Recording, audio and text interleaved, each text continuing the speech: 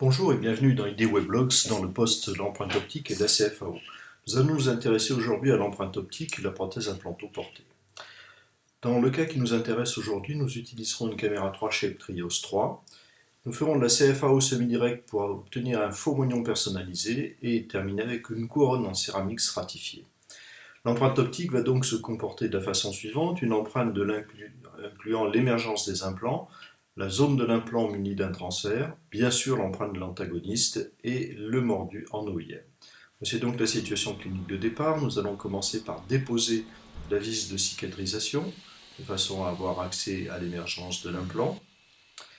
Et puis nous allons, dans la logique du logiciel, démarrer l'empreinte par l'arcade antagoniste.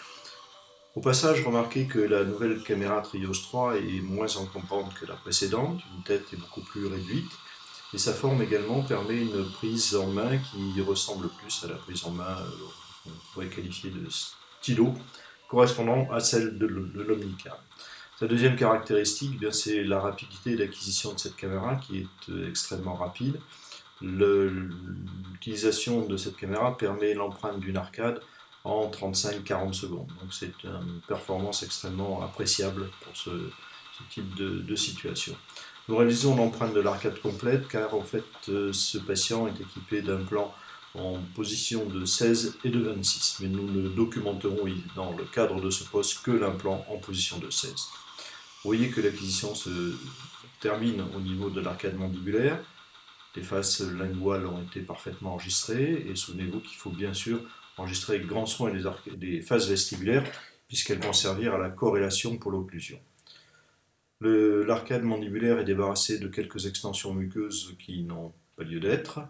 Donc on découpe et on élimine ces parties-là. Le scanner est prêt maintenant pour réaliser l'empreinte à l'arcade supérieure. Donc nous allons enregistrer la zone d'émergence de l'implant. Vous l'avez vu, la vis de cicatrisation a été déposée. Nous voyons ici en position de 26, donc la zone d'émergence de l'implant qui est parfaitement visible. Bien sûr, on s'attarde aux faces proximales des dents voisines, de façon à pouvoir réaliser par la suite le modèle et un bon point de contact dans cette situation. Voilà, l'arcade maxillaire a donc été réalisé, les deux implants, mais je vous rappelle que celui de la 16 sera documenté plus particulièrement.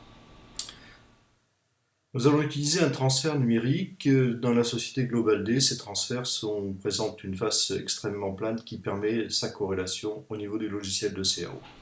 Notez que ces transferts sont utilisables à la fois pour l'empreinte numérique et pour l'empreinte surfacique tout à fait conventionnelle. Le transfert a été mis en place. Voici en vue vestibulaire.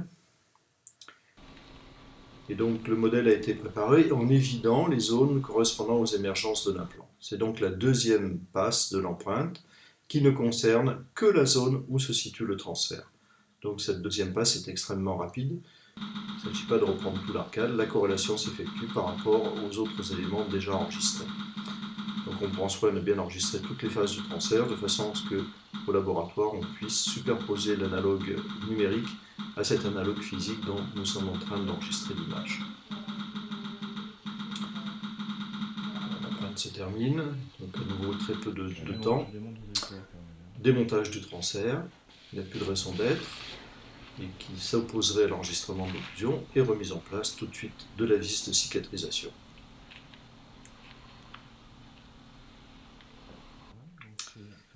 Nous nous instruisons le patient de la position d'occlusion que nous souhaitons enregistrer, nous lui faisons comprendre ce qui est nécessaire. On lui demande donc de garder les dents parfaitement serrées lors de cette situation. La caméra est placée dans le secteur distal et rapidement déplacée vers l'avant. Vous voyez dans le petit écran que l'occlusion s'est trouvée très rapidement par la corrélation des phases vestibulaires. Exactement la même chose de l'autre côté, la caméra est mise en vestibulaire, elle filme les faces latérales et on la ramène vers l'avant.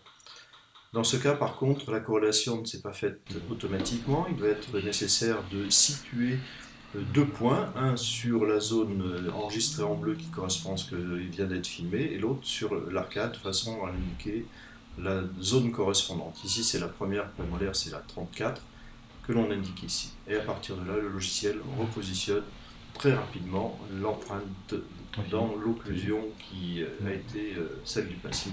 Exactement. Voilà, donc la séance clinique, la première séance clinique est terminée.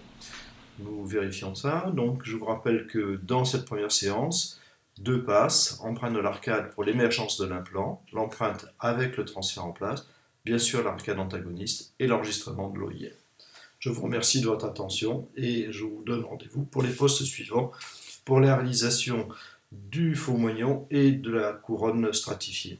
À très bientôt. Merci.